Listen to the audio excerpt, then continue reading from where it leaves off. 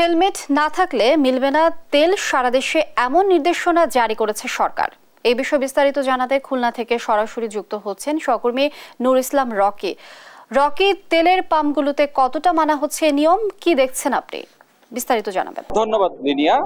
আসলে আপনি জানেন যে গতকাল সড়ক পরিবহন এবং সেতুমন্ত্রী ওবায়দুল কাদের একটি নির্দেশনা দিয়েছে যে মোটরসাইকেলের চালক, যাত্রী সহ সকলকে হেলমেট বাধ্যতামূলক করতে হবে। পাশাপাশি যে পেট্রোল পাম্পগুলোতে আসলে যাত্রীরা তেল আনতে যায় তাদেরকে হেলমেট বাধ্যতামূলক করা হয়েছে। আমরা খুলনার পেট্রোল পাম্পগুলোতে যেটা দেখেছি, আসলে এই বিষয়টি সম্পর্কে তেমন কোনো তথ্য কিন্তু হেলমেট চালকরা আসলে জানে না। পাশাপাশি যারা পেট্রোল পাম্পের মালিক তারাও কিন্তু বিষয়টা জানে না। সকালে আমরা একাধিক পেট্রোল পাম্পে গিয়ে দেখেছি যে হেলমেট ছাড়াই কিন্তু অহরহ তেল সংগ্রহ করছে পেট্রোল পাম্প থেকে।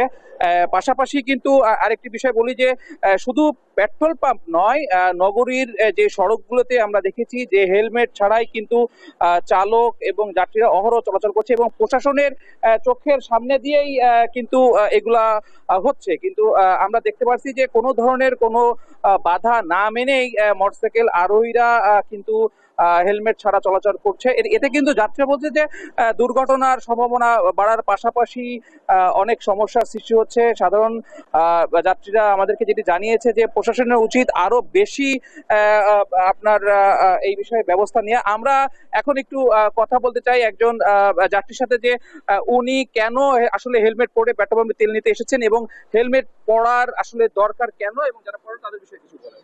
আসলে একজন বাইক চালকের নিরাপত্তার জন্য হেলমেট পরা অনেক জরুরি।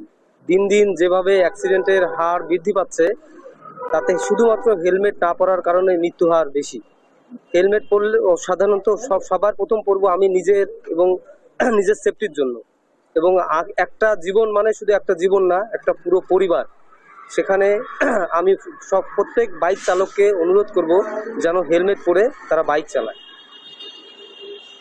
ধন্যবাদ।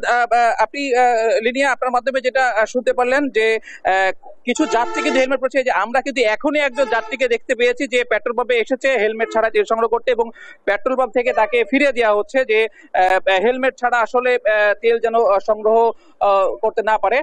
আমি লিনিয়া আপনার মাধ্যমে আর একটু জানাতে চাই, খুলনায় কিন্তু হেলমেট ছাড়া যে পেট্রোল পাম্প থেকে তেল নেওয়া যাবে না, এই বিষয়ে কিন্তু আসলে এখনো তৎপরতা দেখা যায়নি, প্রশাসনের তৎপরতা দেখা যায় নাই।